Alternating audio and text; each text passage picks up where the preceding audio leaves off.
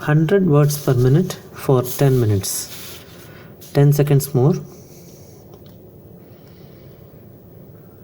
5 seconds.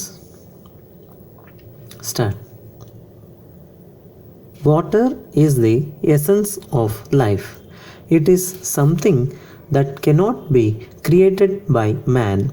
Therefore, the management of available water resources is essential to meet the demands of growing population.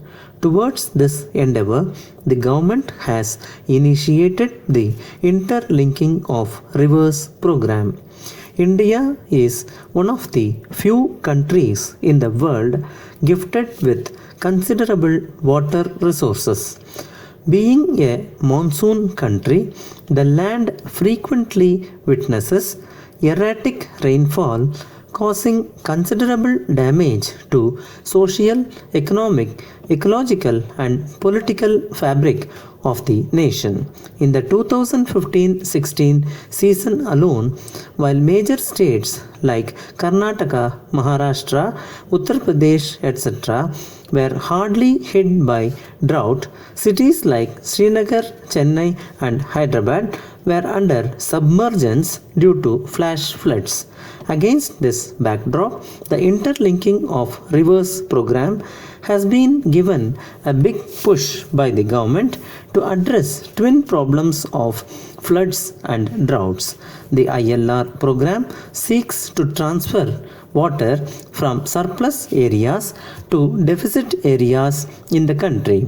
Its vision is to ensure greater equity in the distribution of water by enhancing the availability of water in drought-prone and rain-fed areas.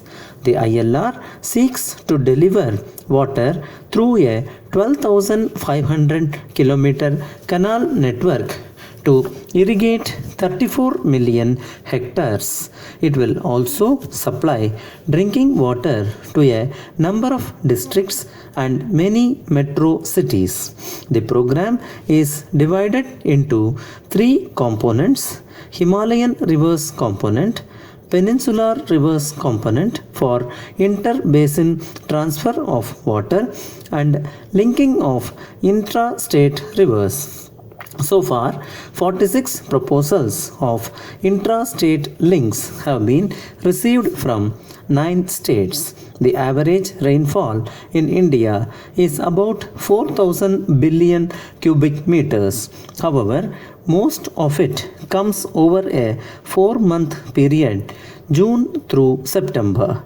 The distribution of rainfall is also uneven, which ranges from 12 cm in Rajasthan to more than 250 cm in Meghalaya. While Himalayan rivers are perennial in nature, flows in peninsular rivers are much dependent on rainfall.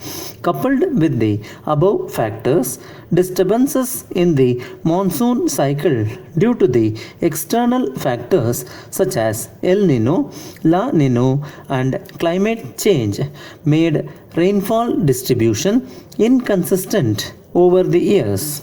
If interlinking of rivers is implemented by connecting through canals, then such uneven water flow in different river basins will get balanced. Moreover, around 65% of the flow in the rivers is untapped and goes to sea every year. Hence, it is necessary to interlink the rivers of the north with that of south. To meet the challenge of producing around 450 million tons of food grains per annum to cater to the nutrition requirements of over 1.5 billion in 2050, the irrigation potential should be expanded to 160 million hectares, which will not be possible without interlinking of rivers.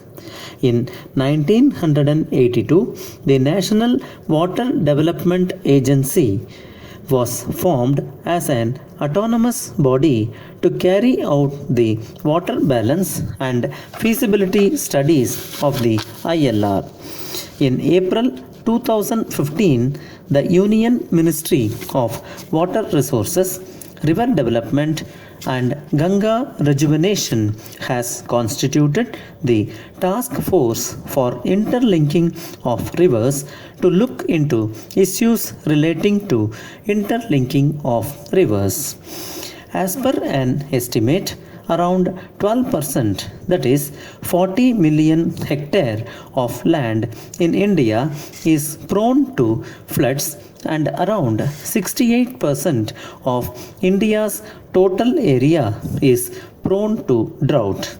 The program primarily solves this problem of simultaneous occurrence of floods and droughts in various parts of the country.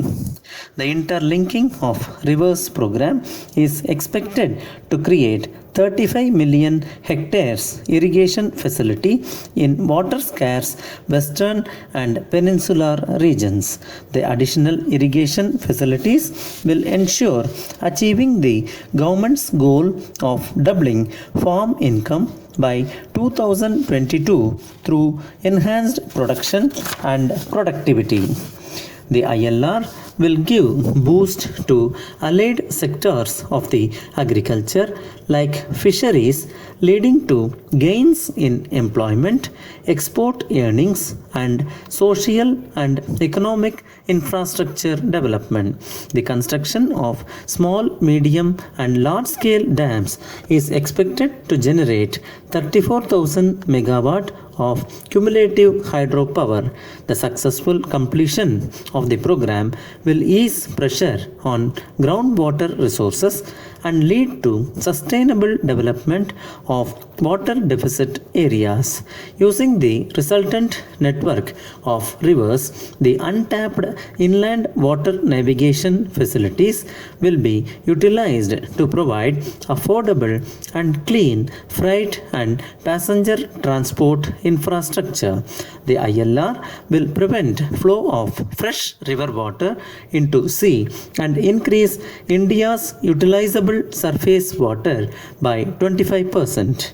Though the interlinking of river program is the most ambitious anti-poverty measure ever conceptualized by the Indian government, it has attracted a lot of criticism due to a wide range of social, political, economic and environmental costs associated with it.